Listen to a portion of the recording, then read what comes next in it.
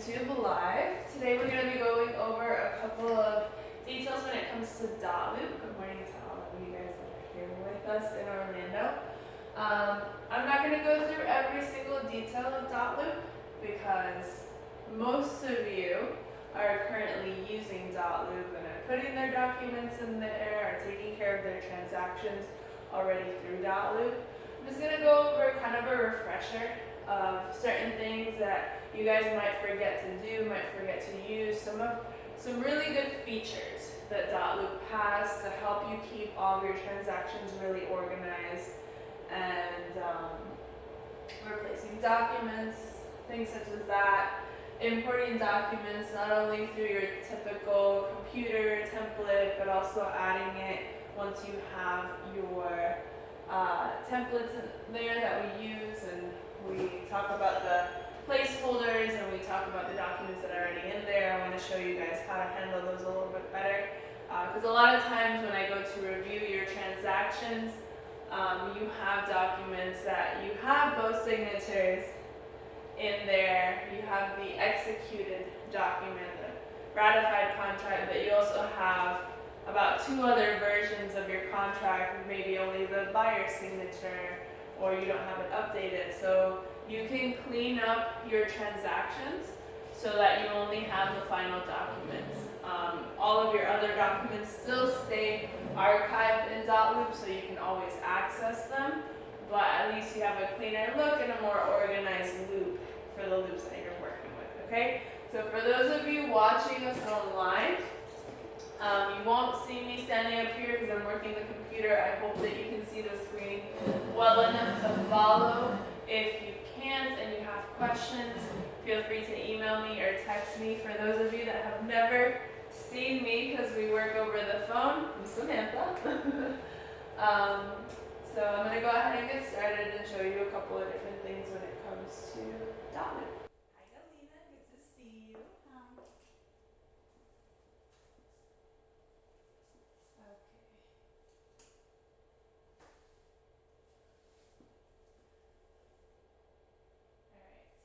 Like I said, I won't be going over every single little detail when it comes to a loop. I am going to be creating it, and you guys will see me do that.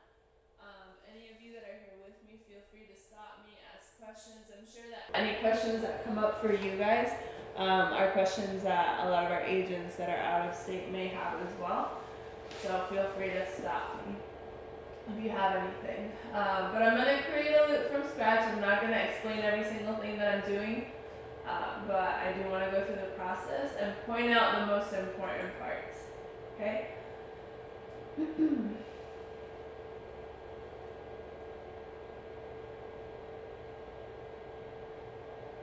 So one thing that DotLoop added is when you start writing down your property address when you're creating your loop, it already pulls up properties that are active in the MLS.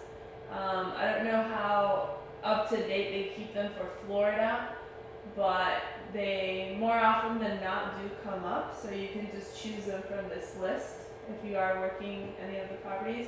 We do ask you, and I am reminding everybody that we ask you to name your loops in this format: the property address, then the client's name or just their last name, whatever you prefer, and then the current year. So let's say I'm doing 123 Sample Loop Road, Orlando, Florida, 32837, a dash, and then I'll put Samantha Casco, dash 2016. So that is how every single one of your loops should be named. It'll help you search your loops by property address or client name, and it'll help us as your management team be able to keep everything a lot more organized. So right now, I'm gonna go ahead and name this 123 DotLoop Training. I'm not gonna put a full property address in there. I'm gonna put my last name, Casco, and then 2016. So obviously your loop name should have the rest of your property address on there, but this is a sample of what yours should look like. So then you go ahead and create your loop. And when you create your loop, the first thing that you want to go ahead and do is select your transaction type. Once you select your transaction type, you choose what status you are in that transaction. Okay? I would put pre-offer. Now after you do that, the most important part to fill out is your view detail section. If you guys go through this view detail section, you'll see that it has a lot of different parts to it, from property address to financials to contract dates. This is not something that I'm going to go over right now, but I will say that when you guys fill out this information, it's going to help you a lot when it comes to adding your documents to your loops, because your documents are going to auto-populate with all the information that you put into this section. So whether it be adding your buyers, your seller, if you're currently the selling agent, if you're working with a listing agent, you can add them to the people section as well. So that if their name or their information is required on any of the documents, the document will autofill with whatever information you have in here. Okay? So my recommendation is finding as much information, doing the most work on that first time that you create that loop, because you won't have to do it again. You won't have to enter this information again, because it'll all be recorded here for your documents. Alright, so that's what you do. You come here, you fill out your view detail section, you go ahead and you save that up here, and then you go back to your loop. That's before you add any documents to your loop. That's the first thing you do. Then we have the 3 different ways that you can add documents to your loop. You can add it through templates that are preset by us, your management team. So you have templates for buyers, for as-is buyers, for sellers, vacant land. There's all kinds of different templates that we have created with you that have every single document that you need for your transactions. And I apologize that I'm not facing you guys.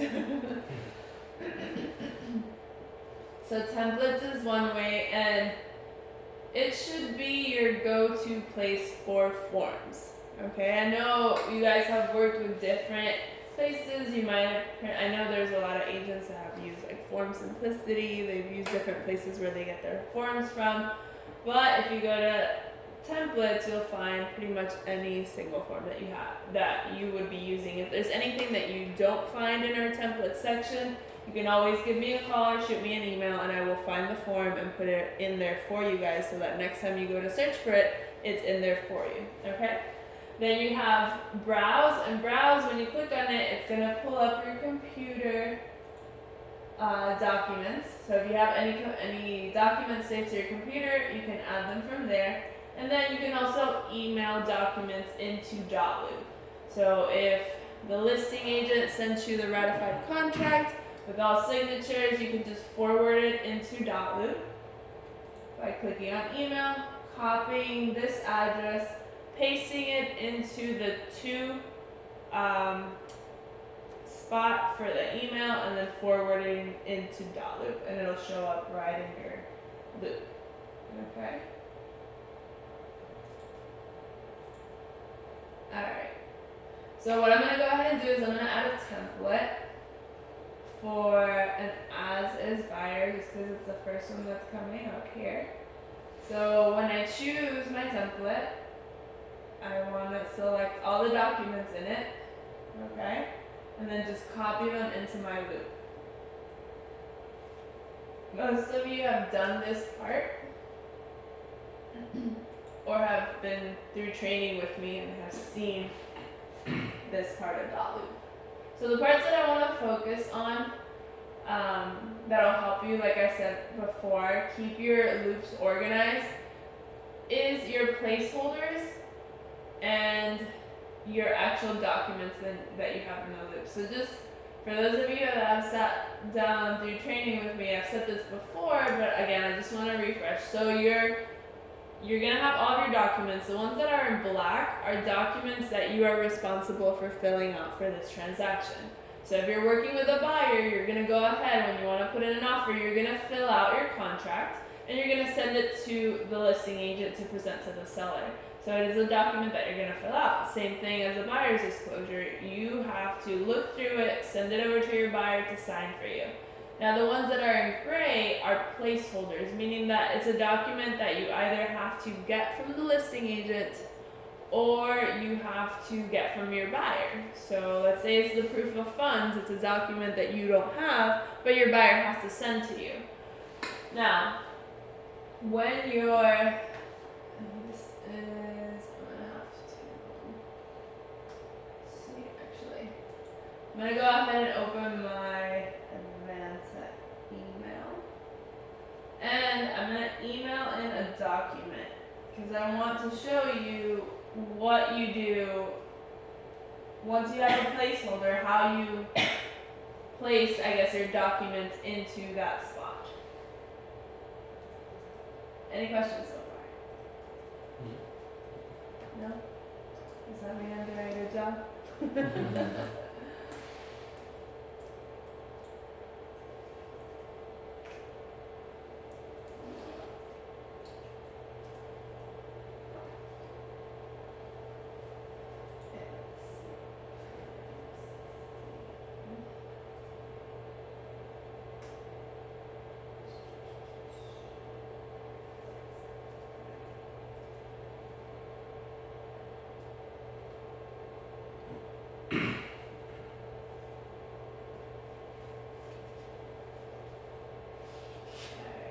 So I'm just looking for a document to send in. Alright, here we go. So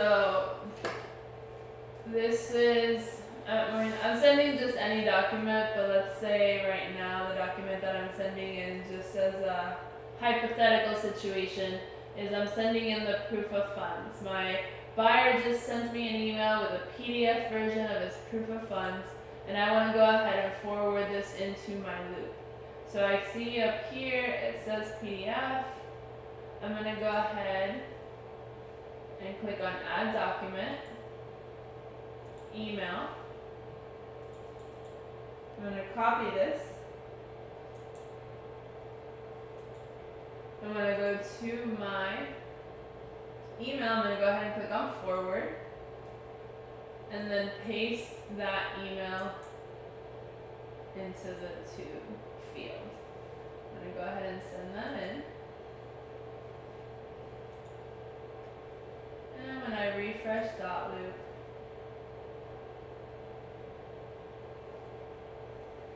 I'm going to have to refresh it again.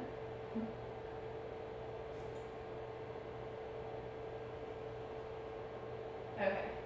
Here is now that form that got emailed in straight into my loop. So the first thing that I want to do is I want to rename that. Because if I leave it that way, then of course for you as the agent, you're working this loop pretty much. If you're working the transaction, you're working it on a regular basis. So you might know exactly what document it is. And right now you might be working only on one transaction, but let's say, you know, time passes by and now you're working on 3 transactions in 1 month. You want to make sure that you know exactly what documents you have in there. If you leave it as index.cfm.pdf, later on, I might forget what that document is. So as soon as I email it in, if that's my proof of funds, I want to change the name to proof of funds. So in order to rename the document, you guys might have not done this yet. You're going to go to your 3 little dots here on the right hand side, click on there, and you're going to click on rename. Now that gives you the ability to come in here and type in proof of funds. Now I've renamed my document. Now a lot of people will leave this way. You have the placeholder for proof of funds, and then you have the actual proof of funds. So that when you go to look at your loop, you have all of these lines because you have 2 of them. So now the document looks so long. Ideally, you just want to see a line for each document that you actually need, and it should be at the end of your transaction, a ratified document for all are executed. So what you want to do once you have that is, you see when you hover over it, you get the the little crossed arrows, that means you can move your document. So I'm gonna click on it, leave it pressed, and I'm gonna drag it and put it over this proof of funds. And the DotLoop is gonna ask me replace with proof of funds. I'm gonna drop it there. And now it's in what was my placeholder, which is exactly what I wanted it to be. I wanted it to be a spot where it reminds me that I need to get this document from somebody, but it means that later on I'm gonna have to drop a document into that placeholder. So that's exactly what I did. So now I have only one proof of funds, and the same I'm gonna do for my copy of earnest money deposit, my earnest money receipt, my MLS printout, and all of the ones that you see in gray. When I get my HUD, I'm also gonna do that for that one. So does that make sense? Yeah. So you just drop it into the once you receive the file, you drop it into the Exactly. placeholder. You grab it, you drag it, and you drop into whatever placeholder you have. And that's how we've designed the template, so that it reminds you all the documents that you have. At the end of your transaction, if you still have a placeholder, that means that you're missing a document, and you have to make sure that you get it. Okay? Now, you can do it that way, where I emailed it in, and I dragged and dropped it in the placeholder. If you come to the left-hand side of any of your placeholders, you're gonna see that this turns into add file. When I click on add file, I can either add it from the computer or from templates. So if, for example, that document got emailed to me, I can also save it to my computer and then come here to add file, computer, and then pick it from wherever I saved it. Instead of dragging and dropping it. Okay. Exactly. Now, obviously, the less you have saved on your computer, the better, because DotLoop keeps it for you. So you might as well just send it right into DotLoop. But if you like having copies on your computer, that's another way that you can do that. Okay? The same thing applies, guys, to when you have your contract. So for example, when we first, as a buyer's agent, when we first send out a contract, we're going to send it to our buyer's going to sign it for us. We might send it to the listing agent, and the listing agent might not use DotLoop, so they might print it out, have their seller sign it, and they'll send you a completely new version through email of your ratified contract. So now what's going to happen is in DotLoop, you're going to have a version of your contract that is signed by your buyer, and you're going to have another version of your contract that is ratified. It's signed by your buyer and by your seller. You don't want to have both of those in there because there's no need. So what you can also do is when that gets emailed to you, so I'm going to do the exact same thing I did with this document. I'm going to forward it in, right? Let's say this is my ratified contract, but this is actually a ratified contract. And it's going to come in with the same name, index so-and-so.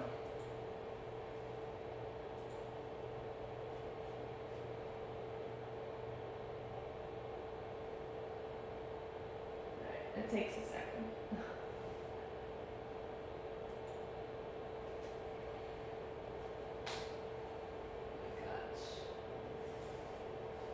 Let's make sure it's sent.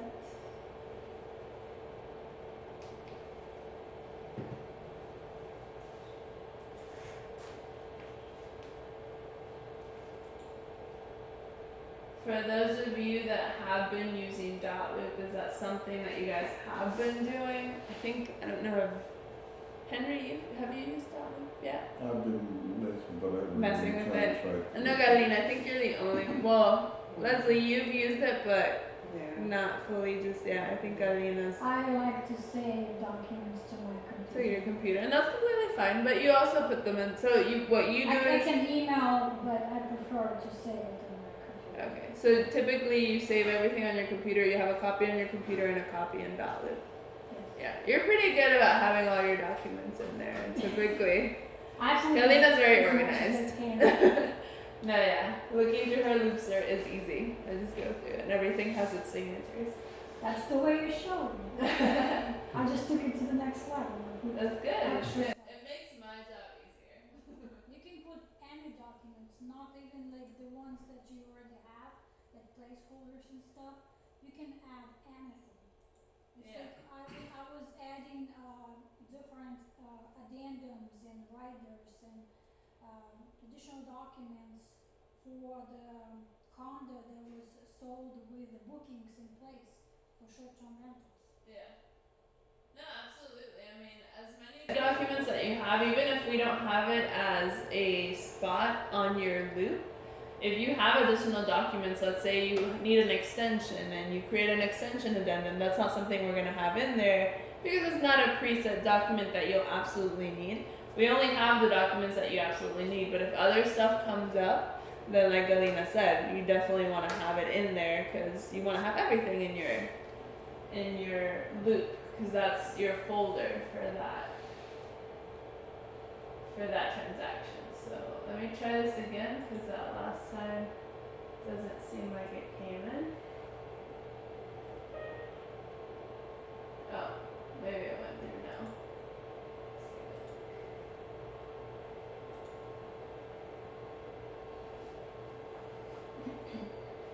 Okay, there we go. So sometimes it takes a couple minutes for it to come in, but okay, so what I was saying is now let's say, again, I created my contract over here that's signed by my buyer, but now I also have a contract up here that's my ratified contract signed by my buyer and my seller. So I'm gonna name this ratified contract.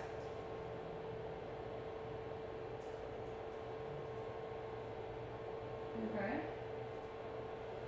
And the truth is I don't want to have both of those in there because there's no need for me to have to see this contract that's only signed by my buyer. So the same way that I dragged and I dropped my, proof of funds into my placeholder, I'm going to replace this contract only signed by my buyer with my ratified contract.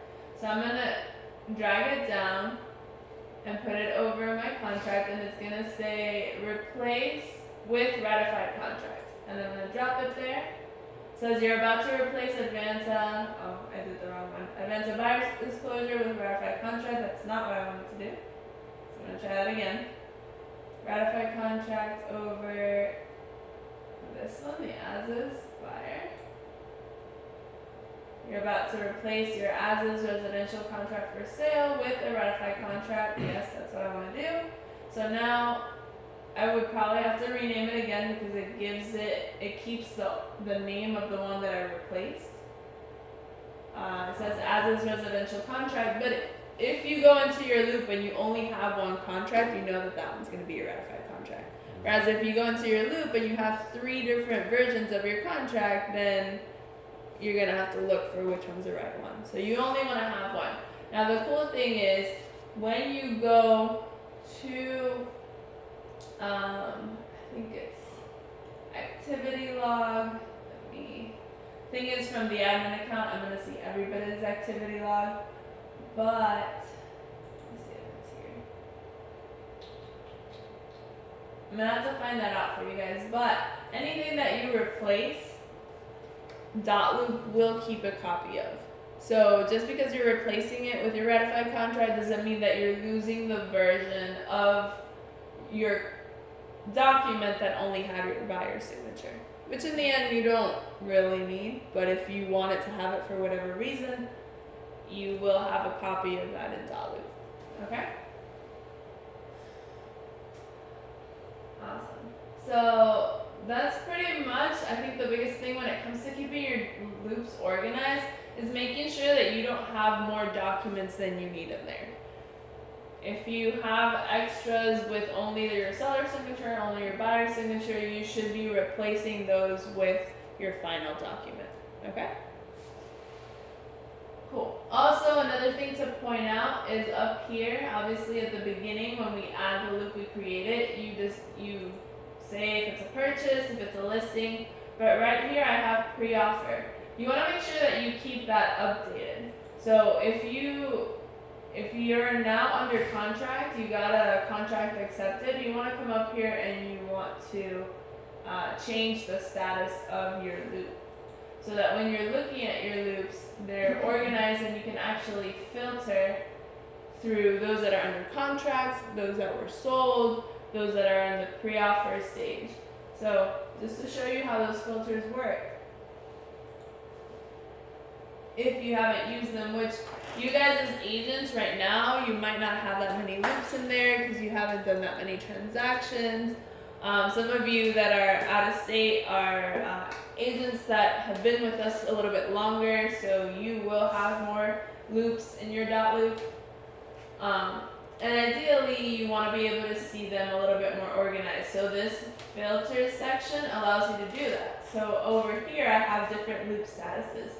And if I only want to look at those that are under contract, I can come in here, not select any of these, only select the ones under contract, and then ask DotLoop to filter for me. Sorry, I clicked on this as well. So now if I filter, I will only see the loops that I'm currently working on that are under contract. If I want to go in there and only look at my listings, then I can also go up there and filter only by listing. So that's why it's really important for you guys to keep the status of your loops updated so that you can use that as well. Now, if you only have 3 loops in there, it might not be that big of a deal. Now, I'm asking from my side, it obviously helps us as well. It helps us be able to keep your guys' loops up to date, which means that when you do need a CDA, you need to get paid at the closing table, I'll be able to actually filter and see that more clearly and make sure that you guys get paid the day that you close and you don't have to be waiting around for a check for us to send to us and all that process. So it helps us, but it also helps you guys. Okay, so make sure that you're keeping that up to date. And then the other thing that we will be working on a little bit more as well, let me go back to that. Now it's filtered, so that's another thing that can happen, is make sure that if you can't find a loop, you clear your filters or you make sure that your filters are set correctly. Because I had that one under pre-offer. So now it's here. So it's purchase, pre-offer, so now I'm able to find it. Okay. So another thing that you guys can use or you can create for yourselves is your tasks. Tasks, if I go to load template, right now we only have 2. We have a listing checklist and a new agent checklist. The new agent checklist is for us. You guys obviously won't be using that, but we're going to soon be adding a buying checklist and different checklists that you would be able to use. But if you guys want to create your own, you can. And what this is just basically a reminder. So if I click on the listing checklist, even though this is a purchase, but we're just learning, so let's just pretend that now it's a listing. Right now it's not an extensive checklist. Obviously we would have more items in here. This needs to be updated, but what it does is it creates a checklist of the things that you have to do for a listing or that you would have to do for a buyer. And you are able to assign it or create a due date for it. So let's say you are working with a buyer and you have to do an inspection. So you want to make sure that you add that buyer's checklist and you create a due date for your inspection, a due date for your appraisal, different things you can put on there if you need to check on something specific with maybe the title company. You can add these checklists that remind you on the due date that you set for it. It'll send you an email. DotLoop will tell you, remember to do this because this is assigned for today. Also, if you're working on a team or you're collaborating with an agent and you add them on your team on a loop, then you can assign different items on your checklist to yourself and then others to the person that you're working with so that they get reminded on a specific day what it is that they need to do, what they need to take care of. And that way everybody's informed of what's happening in that loop. Okay? Any questions so far? No? Okay, cool. Have you guys been using all of those features when it comes to DotLoop? No? Is this helpful? I use them. You do? Yeah, well, I was gonna say that when you send the document from the email Uh-huh. and you go to rename it, I skip that step. Because if I know that I will be replacing it in already existing placeholder, doesn't make sense to rename it. I just drag and drop That's true. it. Because And it changes the name and keeps the name of the see, placeholder. there you go. I don't do that. Obviously, it's good for you to say that because I use DotLoop in the sense that I manage your guys' transactions, but since I don't really handle too many transactions, I don't use it from that point of view. So that's true. You might not have to rename it. You actually don't have to because it'll be replaced with the name of the placeholder, which means that I was teaching you to do an extra step, and Galina just helped me out. It means you don't have to rename it because it's already in there. You're welcome. Thank you. I appreciate it. Awesome. And then the same thing, I guess you wouldn't have to take that step until after you've replaced, even if it's not a placeholder, but you're replacing it, another document with the document that you just sent in. You would rename it if that's what you want to do. You would rename it after you've replaced it, because if not, it's going to switch the name for you anyways. So you guys will be updating the listing agreement? You'll be updating the listing agreement? yeah, I'm definitely gonna sit down with Francis and make sure that we have a good checklist for you guys that you can use. That would remind you, and I'll let you guys know, for those of you that are watching us online, Dylan is a new agent, so he's definitely somebody that would go in there and probably make sure that he has that checklist in there just to know that he's not forgetting anything. You guys that have done it a bunch of times probably wouldn't forget certain steps that he might overlook. So absolutely, Dylan. We'll look to have that updated for you guys and add others in there as well. And you can see a lot of things that if you click on the three little dots on the right hand side, there's always a menu where you can do a number of different things. This shows you what you can assign it to. You can also assign the due date to be after another task. So for example, if I have my inspection and then after my inspection I'm having my appraisal, just as an example, I can select my due date for tomorrow for my inspection and then choose for this one to be assigned after that one's completed. So it says after another task, and I just choose which task I want that one to happen after. Okay, and then there's specific date, and down here is where you assign it to a person. Okay, so you can put no one, you can put, I have Francis and myself in here, or you can add a person if you don't have that person in there. So those are the little details. The last thing that I want to go over when it comes to DotLoop is your funding request. So a lot of people have trouble filling this out because of little details like the percentage signs. So let me find it real quick for you I guys. thought you already had it in that loop. It is a DotLoop. Yeah. No, you already have in that loop that you created. I think I saw the Oh, you're right. You know what? Because I did that just recently. I didn't have the funding request as part of the packages before. Yeah, it is packaged. Yes, and just a couple weeks ago I added it so that people don't forget to do it. So, you are right.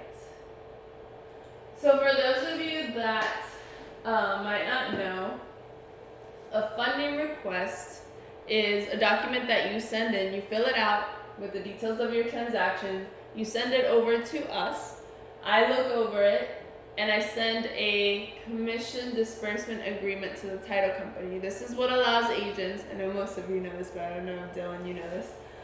This is what allows agents to get paid at the closing table, because we're basically telling the title company, okay, this is how much you're paying our agent, this is how much you're sending to us.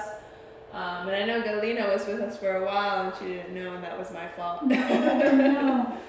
So I'm making sure that all of you guys that are watching us online, and Dylan, you as well, you know that you can send that and you get paid at the closing table. So I want to go over this document real quick It's going to be included in your packets now that we have in the templates that we have set up for you. So the funding request, this is what it looks like. And a lot of it is going to get auto-filled if you've filled out that view detail section. If you haven't, you still have the opportunity to fill it out here. So you would put in the street number. I'm just going to put in just some fake information so you can see how it gets filled out. Now, if I would have filled it out in the view detail section, this would already be filled out, and DotLoop would just be asking me, do you want to use this information to fill out your document? And I would say yes. Okay. So over here, well, I'm just gonna put advanced realty, see if it fills it out.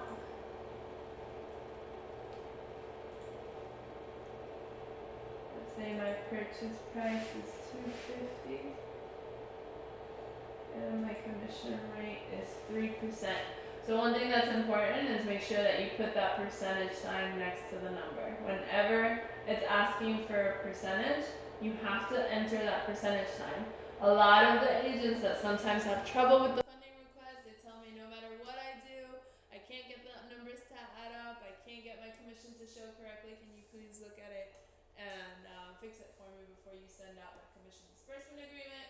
All it happens, I go in there and that's all it is. I just add those percentage signs to the numbers that it already had in there and everything gets fixed. So make sure for you guys here and for those of you that are out of state that you remember to put that percentage sign next to the numbers that require it.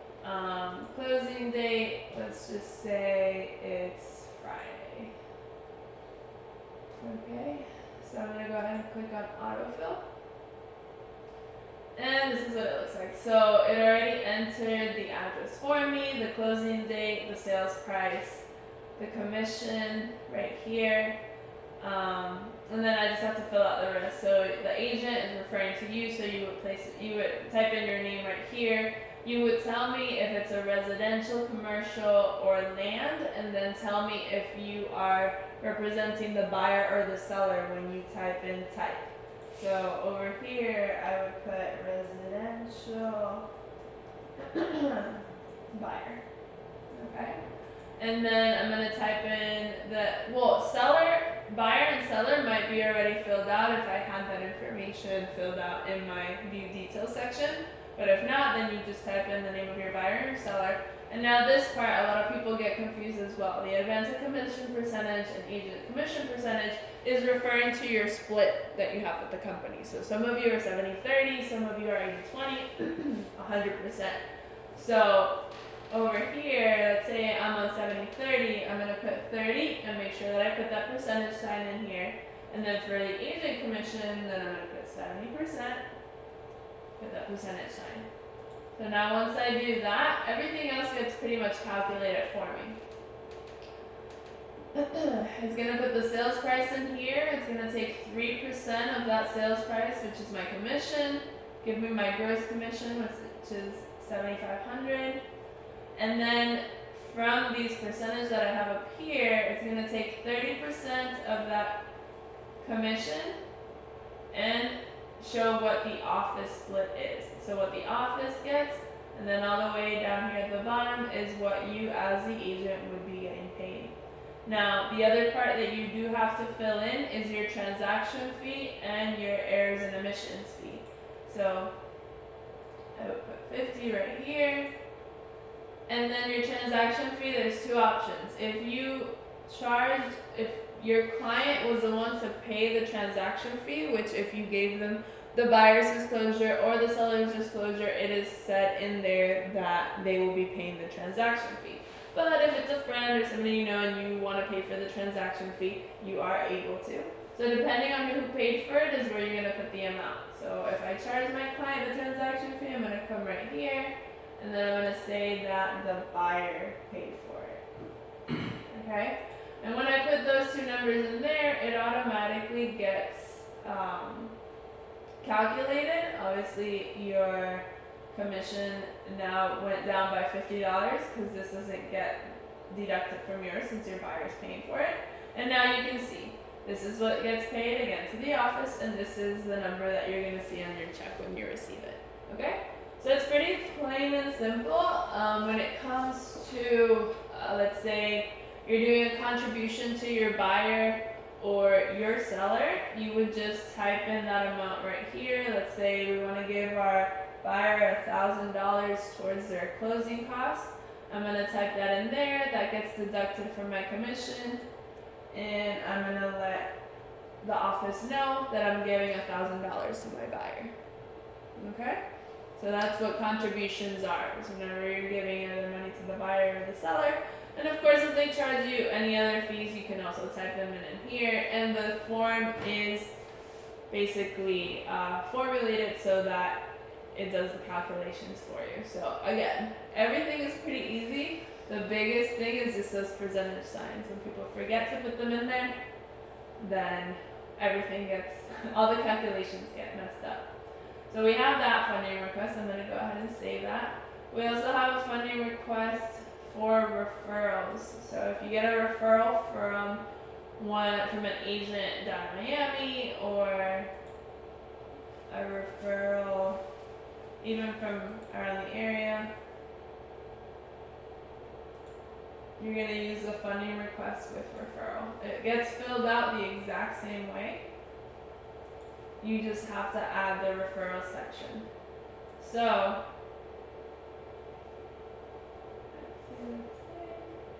alright, so this isn't filled out. I'm not going to go over every single detail again, but I'm going to let you know where you put in that referral.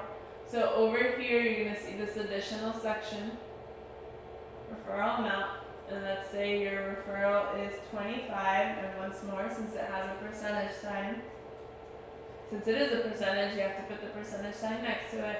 Once you type it in here, it's going to calculate everything for you. So let me see if I can just go ahead and type in 250. 3%. Let's say this is 100% agent.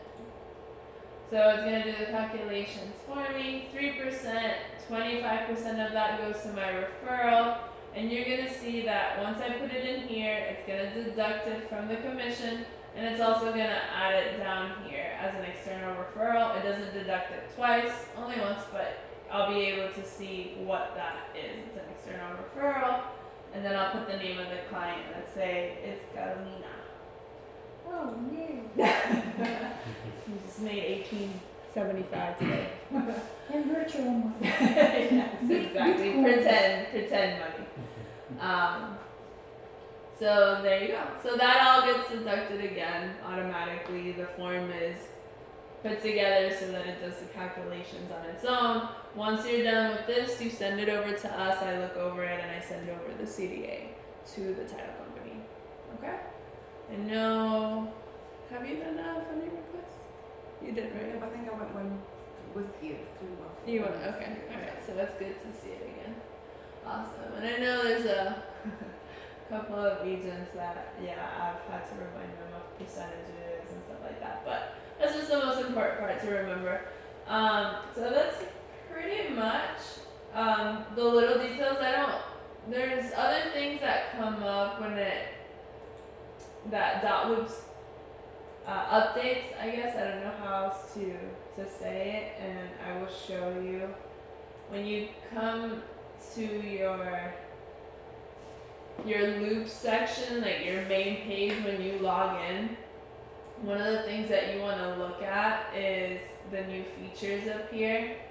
I'm going to do a better job of making sure that I'm sending out either training videos or I'm setting up trainings to update you guys on the features that DotLoops comes out with, but you are also able to go into this section. I'm sorry, I keep moving the table. Click on Learn More. You'll be able to see this too. And then it takes you to DotLoop's support page, and they have news about their updates. New enhancements, new better support. They came out with something called Easy Offer, which I know Leslie I've talked to you about, but I haven't really sat down with you to look over it. I'm actually studying it right now so that I can set up a training for it and show you guys a little bit more about it. It's basically a link that you put in your MLS listing so that people can click on it and submit offers straight to DotLoop. They don't have to email anything to you. They can fill out the forms right in DotLoop for you, and DotLoop will notify you when you have a new offer. So it's pretty cool. It's pretty much just a link that they click on. So I'm learning a little bit more about it so I can give you guys more information, but you can always come in here to learn about any part of DotLoop. They're really good. They have videos, they have explanations step by step. And I know now they have a section where they have recorded training videos as well. Okay, so it's good to look at that. One thing, well, all of you that have joined us recently, DotLoop didn't have a app for Android until a few months ago, but they now have that app for Android phones, which is pretty cool because you can do contracts from your phone, you can submit offers from your phone, and it's pretty nice. So any questions? No? Awesome. All right. Small question out of that training. What is our current error and omission fee? I thought it was $30. It is. You would have to talk to Francis. Okay. Yeah, I just put an example up there. I didn't know it was example change. That's what I asked. Yeah, that's fine. But you would have to ask Francis. She's the one to know when it comes to numbers and those kind of details. She's the one to speak to. Okay. All right. Awesome, guys. For all of you watching us through YouTube Live, thank you for joining us. I hope that you guys were actually able to see the screen pretty well. If you're not, definitely reach out to me and I will try to get a webinar where you can watch my screen on the computer. It'll be a little bit easier to look at. But hope you guys have an awesome day and we'll see you next Tuesday.